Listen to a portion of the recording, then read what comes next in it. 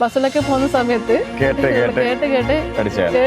കൂടുതൽ ഇങ്ങനെ ഇരുന്ന് പഠിക്കാതെ കേട്ട് പഠിച്ചതാണ്. അപ്പൊ എനിക്ക് പൊതുവെ ഏറ്റവും കൂടുതൽ ഇഷ്ടപ്പെട്ടത് സാഗരന്റെ ക്ലാസ്സാണ്.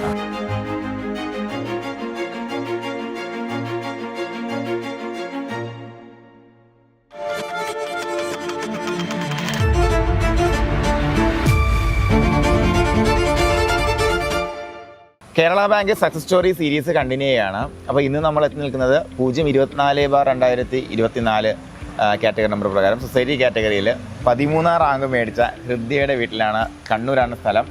അപ്പോൾ ഇപ്പോൾ നിലവിൽ ബാങ്കിൽ ഇപ്പോൾ ജോലി കിട്ടി എത്രമായിടാ? ഞാനിപ്പോൾ 4 വർഷമായി കോപ്പറേറ്റീവ് റൂറൽ ബാങ്കിൽ വർക്ക് ചെയ്യുന്നതാണ്.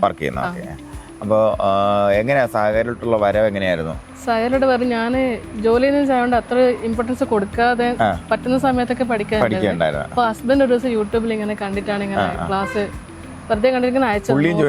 ഇല്ല, പുള്ളി പഠിക്കണ്ട, പുള്ളി വേറെ ഫ്രണ്ടിനെ സജസ്റ്റ് ചെയ്തിട്ടുണ്ട് സഹകാരി. അപ്പൊ അവരിപ്പോ LD ടൈപ്പിസ്റ്റ് നോട്ടിഫിക്കേഷൻ സഹകാരിനകത്ത് ചേർന്നിട്ടുണ്ട്. അപ്പൊ ഓരോന്നിങ്ങനെ ഞാനിങ്ങനെ കൺഫ്യൂഷൻ, കാരണം കുറെ സൈറ്റ് ഇങ്ങനെ വരുന്നുണ്ട് കേരള ബാങ്കിന്റെ. ഇപ്പൊ ഏതാണെന്നുള്ള ഇതിലിങ്ങനെ നോക്കുമ്പോൾ കുറെ ലിങ്ക് അയച്ചു തരും. അത് നീ ഏതാ നല്ലത് നോക്കിക്കൊന്നിട്ട് അയച്ചു തരുന്നത്. അപ്പൊ എനിക്ക് പൊതുവെ ഏറ്റവും കൂടുതൽ ഇഷ്ടപ്പെട്ടത് സാഗരന്റെ ക്ലാസ്സാണ്. പ്രത്യേകിച്ച് ശ്യാം സാർ, പിന്നെ രാജേഷ് സാർ ഉണ്ടല്ലോ, ലോ ഒക്കെ എടുത്ത അന്നും ഇപ്പോഴും മനസ്സിന്ന് പോകുന്നില്ല. പിന്നെ നോട്ടിഫിക്കേഷൻ വരുമ്പോ മുന്നേ സ്റ്റാർട്ട് ചെയ്തായിരുന്നല്ലേ? നോട്ടിഫിക്കേഷൻ വന്നപ്പോഴാണ് തുടങ്ങിയത്. എനിക്ക് ചെറിയ മോനാണ്. അപ്പോൾ നോട്ടിഫിക്കേഷൻ ഒരു 9 മാസം ആയിനേ ഉള്ളൂ.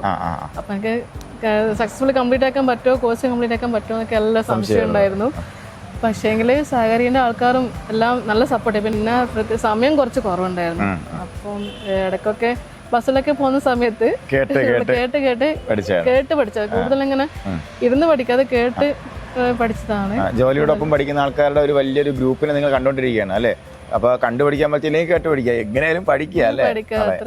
അപ്പൊ അതാണ് നമ്മൾ ചെയ്തു വരേണ്ടത്. പഠിക്കുക, വർക്ക് മുന്നോട്ട് കൊണ്ടുപോവുക. അപ്പൊ എപ്പോഴും പറയും നമുക്ക് ഓടാൻ പറ്റിയില്ലെങ്കിൽ നടക്കുക അല്ലേ, നടക്കാൻ പറ്റിയില്ലെങ്കിൽ എഴയുക അല്ലെ, എന്തായാലും മുന്നോട്ട് പോവുക എന്നുള്ളതാണ് വിജയത്തിന്റെ അടിസ്ഥാനം. അതുകൊണ്ട് തന്നെയാണ് ഇത്തരത്തിൽ 13ാം റാങ്കിലേക്ക്, റിമാർക്കബിൾ ആയിട്ടുള്ള ഒരു 13ാം റാങ്കിലേക്ക് വരാൻ പറ്റിയത്.